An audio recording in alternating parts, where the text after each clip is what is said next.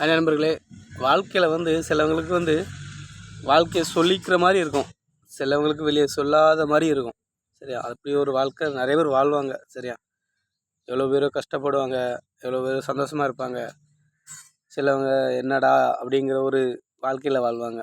என்ன பொறுத்தளவுக்கு என்னென்னா, இருக்கிறத கொண்டு வாழ்கிறாங்க பார்த்தீங்களா, அவங்க தான் உண்மையாலே லக்கி லக்கி மேன். அவ்வளோதான். பணம் பணம் பணம் பணம்னு சேர்த்து பணத்தையும் சேர்க்குறாங்க, ரெண்டாவது உடம்புல நோயும் சேர்த்துக்கிறாங்க. நான் 2-3 பேரை பார்த்துட்டேன். பணம்னு அலைஞ்சவங்களை பூரா பார்த்துட்டேன். ஆஸ்பத்திரியில் கொடுத்துருக்குறாங்க. சரியா?